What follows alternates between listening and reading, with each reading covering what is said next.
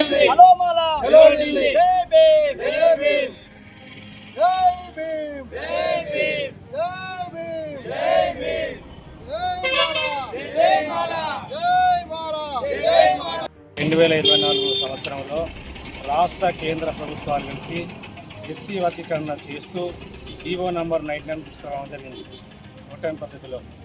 దాంట్లో భాగంగా మాల సామాజిక వర్గానికి విద్యాపరంగా కావచ్చు, ఉద్యోగపరంగా కావచ్చు, అన్ని రంగాల్లో తీవ్రమైన నష్టం జరిగింది.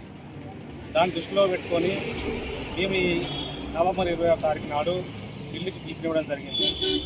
కాబట్టి ఈ యొక్క 22వ రోస్టర్ పద్ధతి నుంచి వెళ్ళి 12వ రోస్టర్ పద్ధతికి మార్చి దీన్ని సవరించాలని చెప్పని రాష్ట్ర ప్రభుత్వానికి సందర్భంగా డిమాండ్ చేస్తూ ఉన్నాం.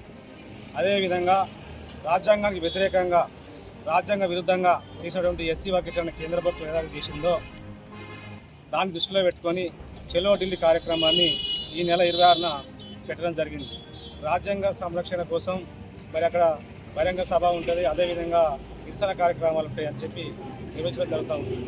దానికి మాల సామాజిక వర్గం చెందిన వారు, మరి ఉద్యోగులు, విద్యార్థులు, మహిళలు, మరి యువకులు, మరి మేధావులందరూ అధిక సంఖ్యలో పాల్గొని విజయవంతం చేయాలని చెప్పని సందర్భంగా కోరుతాము.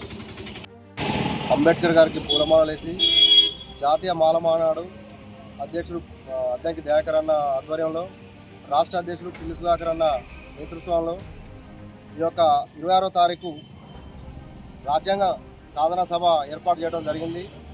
కాబట్టి ఆ సభకు మన రాజ్యాంగం రక్షణ చేసుకున్నానికి ఈ యొక్క మన జిల్లాలోని, రాష్ట్రంలోని నలుమూల నుండి ఎక్కువ మంది మాల సైనికులు, మాల పులిబిడ్డలు హాజరై ఆ యొక్క సభను విజయవంతం చేయాల్సిందిగా కోరుతున్నాం.